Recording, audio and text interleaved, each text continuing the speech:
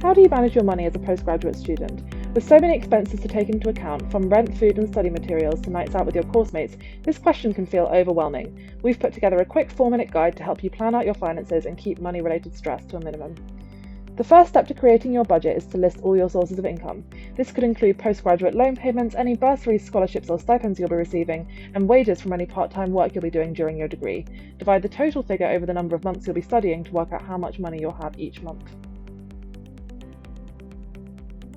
Now it's time to figure out how much you'll need to spend. Start by categorising expenses as either fixed or variable. Fixed expenses are non-negotiable expenses that will be roughly the same each month, such as rent, bills and groceries. Variable expenses might vary from month to month and include some non-essential extras. Examples of variable expenses include clothing, eating out, transport and entertainment. To work out how much this is all likely to cost you, there are a few sources you can look at. We have estimated accommodation and living costs in various popular study destinations on our website. We'll link to our UK living cost information below, and you can find estimates for other popular locations in our study abroad section. Many universities have cost of living estimates for students on their websites, and you can also find crowdsourced data on average expenses in every city worldwide on Numbeo. Now that you have a rough idea of how much income you'll have per month, as well as an estimate of your monthly expenses, the next question is, do your predicted outgoings exceed the amount of money you'll have available? If not, great, but if it looks like you're coming up short, then you may need to do some reworking, either by looking at places you can cut down on your spending or brainstorming ways to bring in extra income.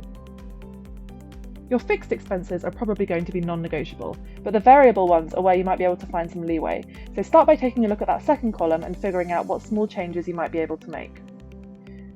Unfortunately, this may require deciding to cut back on additional expenses, such as eating out. Maybe you'll need to make that a monthly rather than a fortnightly takeaway. Can you walk or cycle to campus rather than paying for the bus? Is there some way you can buy your textbooks second-hand instead of splashing out on new copies? If you'll be living with housemates, this is also an opportunity to discuss how you might work together to cut down the cost of food and household supplies. You could agree to share essentials such as bread and milk, or even commit to taking it in turns to cook group meals. It's also worth taking a look at what student discounts are available. Many cities offer student passes for public transport, for example. We have plenty of blog content aimed at helping you save money as a postgraduate student. We'll link some highlights in the description. Next, consider whether you might be able to make some extra money alongside your degree. There are many on-campus jobs that are designed to fit around your course schedule. For example, you can work as a student ambassador, library assistant, create content for your university's social media pages, or become a graduate teaching assistant if you're a PhD student.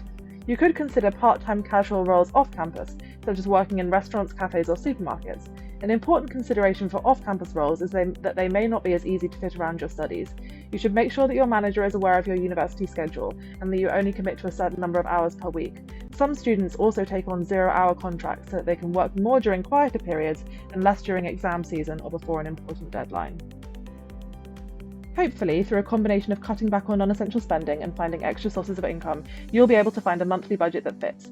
If you're looking for more financial information or money-saving advice, we have plenty of resources linked down below.